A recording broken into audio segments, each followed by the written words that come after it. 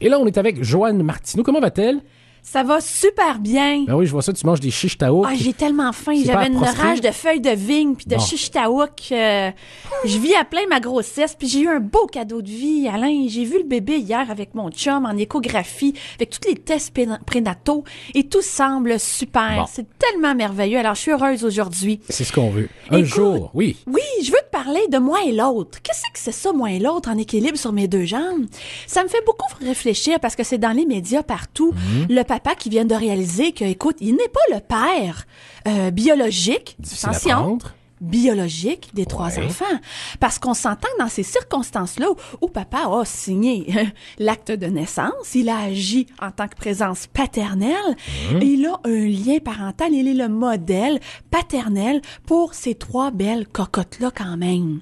Alors, je peux comprendre que sur le moment même, avec l'émotion de trahison et tout ça, que c'est ça qui prenne le dessus et qu'on réagisse. Tous les humains ont réagi, ça fait partie oui. de notre nature.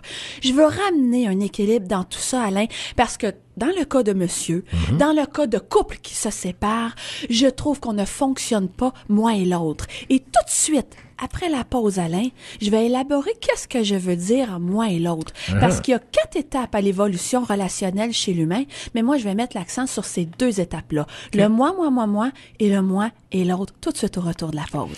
C'est assez incroyable, merci. Ça fait jaser. Il y a bien des gars qui vont vérifier. Et statistiques comme ça avant d'aller en musique, 17% des hommes aux États-Unis devraient faire passer des tests de paternité à leurs enfants. Pas de paternité, mais de paternité pour Tout à savoir. fait. Parce que semble-t-il qu'il y Oui. a dans 17% des cas, sont pas le père. Toi et moi. Et il y a ça, toi et moi, justement, dans ton intervention. Ma chère Joanne Martineau, 11h42, Corneille, qui vient nous interpréter ensemble au 103.9 et 101.3, signe le rythme des Laurentides. Déjà le week-end, est-ce qu'on voit le soleil? Pas du tout. On devine qu'il est là à travers ces nuages et cette neige qui tombe encore une fois. Soyez prudents sur la route. Avec Joanne Martineau, donc on poursuit. Et ce qui a débuté le tout, c'est le père qui a appris que les enfants étaient pas haïtiens. Oui. Et là, on s'est dit, oui, quand même, il a signé l'acte de paternité Oui. quand les enfants sont venus au monde. Donc, ça fait de lui un père en quelque part. Ben oui, mais pour Beaucoup. ces cocottes-là aussi. Mais là où je veux dire la différence au niveau des émotions, chez l'enfant, on va être moi, tout est en fonction de moi. Ah, c'est ça. En fait, plus le bébé, quand il est bébé, plus l'enfant est petit, plus il est en fonction de moi. Quand je vais accoucher, le bébé, il regardera pas l'heure pour dire, ouais, il est un peu de bonheur pour demander le boire. Ça va être ça, c'est J'ai moi. faim et j'ai envie de me libérer de... C'est ça. C'est ça. La différence avec l'adulte, c'est qu'on est moi et l'autre. Alors oui, je tiens compte de moi, mais je tiens compte de l'autre et j'ai un impact sur l'autre. Et c'est ça, entre autres, être adulte. Et dans ce cas comme monsieur, ou dans ce cas où je suis séparée, puis j'en veux à mon ex, j'ai des colères, j'ai de la rancune, s'il vous plaît, ça c'est moi, allez chercher de l'aide, allez ventiler, mais les enfants, où c'est l'autre, ne devraient même pas payer pour vos colères ou votre ego. Pensez-y, moi et l'autre. Les enfants Non, sont pris en otage régulièrement. fait. J'avais des gens en coaching cette semaine, Alain. Écoute, monsieur refait sa vie, ou poursuit sa vie, j'aime pas toujours l'expression refaire. Il y a une conjointe, elle est enceinte, ben l'ex est déjà en train de dire à la fille qu'ils ont eu en commun, tu sais, quand papa il va avoir le bébé, ben il aura plus beaucoup de temps.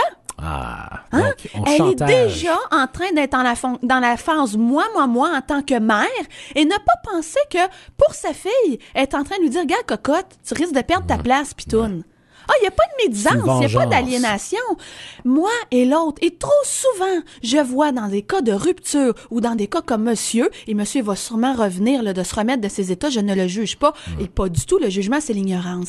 Mais je veux qu'on garde cet équilibre-là, moi et l'autre. Les enfants n'ont pas à payer le prix. Aujourd'hui, je te sens vraiment doublement inspiré. Je sais pas si c'est l'enfant, mais je te sens vraiment craqué.